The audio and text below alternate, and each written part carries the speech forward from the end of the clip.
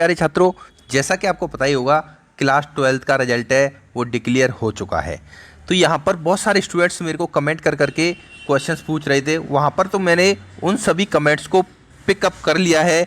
आज की इस वीडियो में इन सभी कमेंट्स के आपको आंसर मिलने वाले हैं।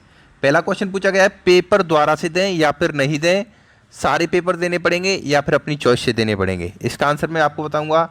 अगर आपके कम नंबर आए हैं तो आपको क्या करना है, इसके बारे में डिस्कस करेंगे।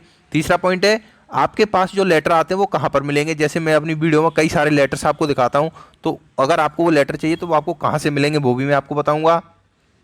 नेक्स्ट पॉइंट है, अगर हम द्वारा पेपर देंगे तो क्या वो प्रश्न बैंक से बनेगा। अगर आप द्वारा पेपर देना चाहते हो तो वो पेपर कहाँ से आएंगे, कौन से सिलेबस से बनेंगे।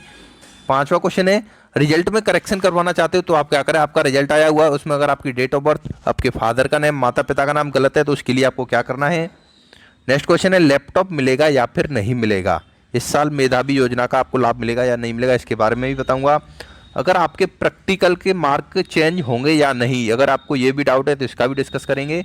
और लास्ट क्वेश्चन है, अगर आपके 10th में 70% मार्क थे लेकिन अब आपको 12th में 64% मार्क ही मिले हैं तो आपको क्या करना है। तो ये सारे क्वेश्चंस आपके लिए बहुत ज़्यादा महत्वपूर्ण है, इनके आंसर जानना।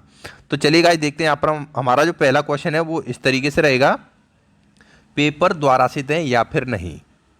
तो गाइस यहाँ पर मैं आपको बताना चाहूँगा, अगर आप समझते हो कि मैं बहुत ज़्यादा स्मार्ट हूँ, पढ़ने में बहुत ज़्यादा अच्छा हूँ, तभी आप इस डिसीजन को लेना, क्योंकि यह डिसीजन आपके लिए गलत भी हो सकता है और सही भी हो सकता है। लेकिन यहाँ पर गलत होने के चांस है वो बहुत ज़्यादा दिखाई दे रहे हैं। मान लीजिए आपके 10th में 86% थी, हाई जब आपने 10वीं के पेपर दिए तब आपकी 86% थी, लेकिन अगर 12th में आपकी 80% भी बनी है तो आपको दोबारा से पेपर नहीं देना चाहिए। मान लीजिए अगर 10th में आपके 60% थे और 12th में अगर आपके 40% या फिर 45% मार्क दिए गए हैं तो वहाँ पर आपको दोबारा से पेपर लेने का डिसीजन लेना चाहिए, नहीं तो नहीं लेना चाहिए। अगर 4% से 6% का मार्जिन है आपके अंकों में तो आपको दोबारा से पेपर नहीं देने चाहिए अकॉर्डिंग टू मी। अगर आपका विचार है पेपर देने का तो आप अपने हिसाब से दे सकते हो। लेकिन यहाँ पर गवर्नमेंट ने क्या आपके लिए नियम बना दिया है कि आप अगर फिर से पेपर दोगे तो आपकी मार्कशीट है जो आप पेपर दोगे वो वाली मान्य रहेगी। यानी जो जनरल प्रमोशन आपको मिला है ये वाली मार्कशीट आपके लिए मान्य नहीं की जाएगी। तो पेपर देना है आपको सोच समझ कर देना है। हाँ, इसमें ये है, अगर आप एक सब्जेक्ट का पेपर देना चाहते हो तो आप एक का दे सकते हो, अगर आप पाँचों सब्जेक्ट का पेपर देना चाहते हो तो पाँचों का भी दे सकते हो। गवर्नमेंट ने इसके लिए आपके लिए चॉइस दे दी है। तो अगर आप अपने आप को ज़्यादा पढ़ाई में अच्छा समझते हो तभी पेपर देना, अदरवाइज मत देना। इसके बाद देखिए दूसरा क्वेश्चन है, अगर आपके कम नंबर आए हैं तो आप क्या करें। कम नंबर आए हैं तो फ्रेंड, किसी मान लीजिए जैसे आपकी सब्जेक्ट है, पर्टिकुलर सब्जेक्ट है फिजिक्स, फिजिक्स में आप बहुत अच्छे हो, इसमें आपके नंबर मान लीजिए 70 नंबर आने चाहिए थे लेकिन आपको 30 नंबर दिए गए हैं। तो फ्रेंड इसका भी आंसर यही रहेगा, आपको सब्जेक्ट में कितनी नॉलेज है, आपके ऊपर कॉन्फिडेंस है, अच्छी तरीके से पढ़ाई की है आपने और आपको कम नंबर मिले हैं तो आप यहाँ पर ऑप्शन चॉइस कर सकते हो कि मैं पेपर दूंगा, उसी पर्टिकुलर सब्जेक्ट का पेपर दीजिए। पांचों सब्जेक्ट के पेपर देने की आपको बिल्कुल भी ज़रूरत नहीं है। इसके बाद देखिए फ्रेंड नेक्स्ट क्वेश्चन है, आपके पास जो लेटर आते हैं, जैसे मैं अपनी वीडियोज़ में कई सारे आपको ऑफिशियल लेटर दिखाता हूँ, अगर आपको भी वो लेटर चाहिए तो उसके लिए आप मेरे टेलीग्राम चैनल को ज्वाइन कर सकते हो। टेलीग्राम चैनल की लिंक मिल जाएगी वीडियो की डिस्क्रिप्शन में, या फिर जितने भी सारे लेटर होते हैं वो मैं अपनी वेबसाइट है physicshindy.com, PHYSICSHINDI.com। अगर आप गूगल पर इस वेबसाइट को सर्च मारोगे तो इस वेबसाइट पर भी सारे के सारे letter, important question, study material सब कुछ फ्री में मिल जाएगा। नेक्स्ट क्वेश्चन है, अगर हम दोबारा पेपर देंगे तो क्या वो प्रश्न बैंक से बनेगा। जी हाँ फ्रेंड्स, आपका जो क्वेश्चन पेपर बनेगा वो रिड्यूस सिलेबस के हिसाब से बनेगा। किसके सिलेबस के हिसाब से, जो 2020 में आपका सिलेबस रिड्यूस किया गया था, कुछ चैप्टर हटा दिए गए थे, उसमें से ही बनेगा। और एमपी बोर्ड ने आपके लिए प्रश्न बैंक जारी किए गए थे। अगर आप दोबारा पेपर देना चाहते हो तो इन प्रश्न बैंक का, रिड्यूस सिलेबस का, जो ये रिड्यूस सिलेबस है, इन दोनों का ही अध्ययन करके आपको पेपर देना है, क्योंकि इनमें से ही वो पेपर बनाए जाएंगे। इनके लिए अलग से पेपर या अलग से कोई सिलेबस जारी नहीं किया जाएगा। तो इस वाले क्वेश्चन का आंसर ये रहेगा आपके लिए, रिड्यूस सिलेबस और प्रश्न बैंक से ही आपके पेपर बनेंगे। इसके बाद देखिए रिजल्ट आता है, तो रिजल्ट में कई सारे स्टूडेंट्स के में जो मार्कशीट आती है उसमें क्या रहता है, फादर का नाम गलत रहता है, या फिर उनकी मदर का नाम गलत रहता है, या फिर उनका जो डेट ऑफ बर्थ है, sorry DOB, date of birth में भी गलत रहता है, यानी जन्म तिथि गलत हो जाती है, मम्मी का नाम गलत हो जाता है, पापा के नाम में कुछ अक्षर गलत हो जाते हैं, या खुद के नाम में कुछ अक्षर गलत हो जाते हैं। तो यहाँ पर मार्कशीट करेक्शन की बात आती है। तो रिजल्ट आने के 3 महीने बाद यानी 90 दिन तक आप अपनी मार्कशीट में करेक्शन करवा सकते हो, बिल्कुल फ्री में, आपसे कोई भी चार्ज नहीं लिया जाएगा। अगर आप 90 दिन तक भी करेक्शन नहीं करवाते हो, करेक्शन करवाने का सीधा सीधा प्रोसीजर है, MP ऑनलाइन का पोर्टल है, वहाँ पर करेक्शन का जो लिंक मिलता है उस पर क्लिक करके सारी डिटेल सबमिट कर देनी है।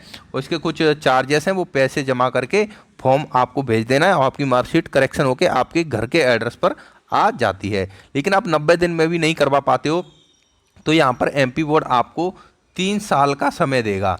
3 साल के अंतर्गत आप अपनी मार्कशीट में करेक्शन करवा सकते हो। 3 साल तक भी नहीं करवाओगे तो उसके बाद करेक्शन नहीं किया जाएगा। नेक्स्ट क्वेश्चन है, लैपटॉप मिलेगा या नहीं।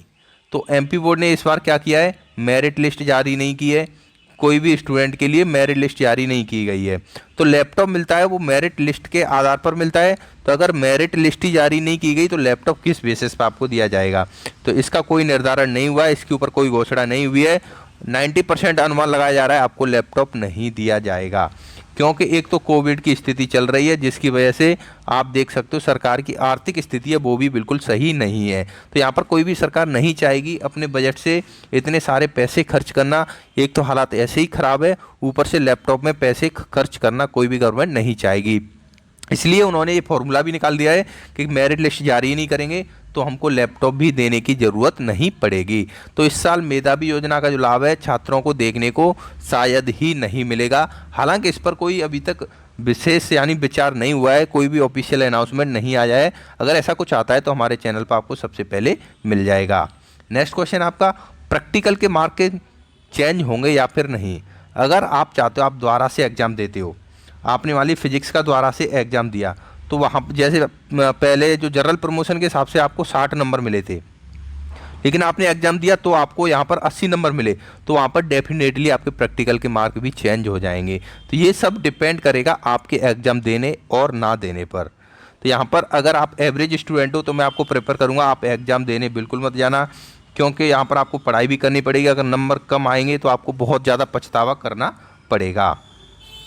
लास्ट क्वेश्चन था, मेरे 10th क्लास में 70% मार्क आए हैं लेकिन अब 64% ही आए हैं, तो मेरे को क्या करना चाहिए। ऐसा कई सारे स्टूडेंट्स के साथ हुआ है, मेरे पास बहुत सारे कमेंट्स आए हुए हैं कि उनके 10th में 86% मार्क थे लेकिन अभी जो 12th का रिजल्ट आया है उसमें सिर्फ उनको 80% मार्क ही दिए गए हैं।